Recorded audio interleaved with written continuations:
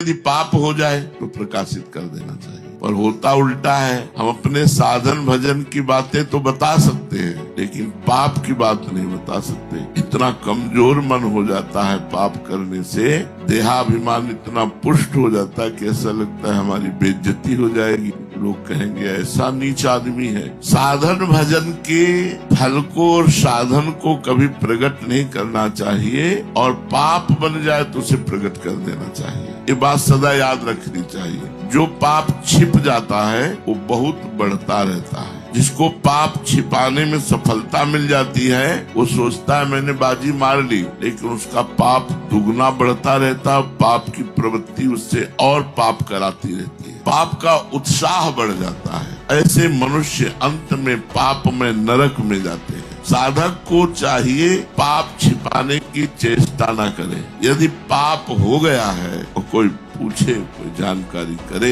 यद्यपि आपका अपमान हो जाएगा, आपका तिरस्कार होगा, आपकी निंदा होगी, तो आपको कह देना चाहिए। तो जो उसमें आपकी निंदा होगी, आपका अपमान होगा, आपका तिरस्कार होगा, इससे भगवान की कृपा बरसेगी। ये देखो, जब लोग आपकी निंदा करेंगे, आपका अपमान होगा, आपका तिरस्कार होगा, ये खुद कहता है हमने किया है, अब दूसरे की गवाही लेने की जरूरत है, खुद कह रहा मैंने किया है, तो उसके कारण भगवान की करुणा उस पर बरसेगी और वो निष्पाप परम पवित्र होकर तुरंत साधना की ऊंचाई पर चल देगा। आपको बेवकूफ माना जाएगा, आप ज्यादा उदारता दिखाएंगे और ज्यादा सहयोग करेंगे तो माना जाएगा कम बुद्धि का। और जो छल कपट बेईमानी करे, बोले बड़े प्रवीण आदमी है।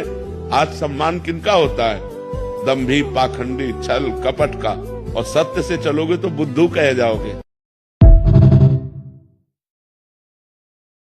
मर्जी एक पति पत्नी को अपने बच्चों के प्रति क्या कर्तव्यों का मुख्य पालन करना चाहिए? पति पत्नी को बच्चों के प्रति ऐसा कर्तव्य पालन करना चाहिए कि भगवान ने हमको ये बहुत बड़ी सेवा दी है।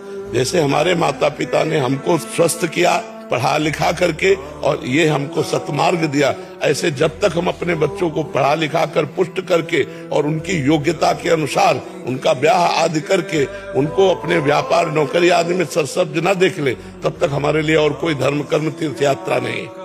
हम नाम जप करते हुए इतना रुपया कमाए, पढ़ाए लिखाए अपने बच्चों को, और जैसे हमें हमारे माता पिता ने समृद्ध बना दिया, ऐसे हम बच्चों को समृद्ध बना के फिर चाहे वैराग्य लेकर के तीर्थ याटन करे और भजन करे तो उसे कोई दोष नहीं लगे। और कोई प्यार नहीं करता। मर गए तो एक दो दिन रोना होगा, महीना दो महीना चर्चा होगी, खत्म। इसके बाद कूड़ा पड़ गया, फिर खत्म, कौन याद करता है। और ये बात जीते जी हम अगर समझ जाएं कि हमारा कोई नहीं है, यहाँ से कुछ नहीं ले जाना है, जो ले जाना है वो है भगवान का नाम, भगवान का स्मरण, परोपकार, अच्छे कर्म, तो वो करे मनुष्य।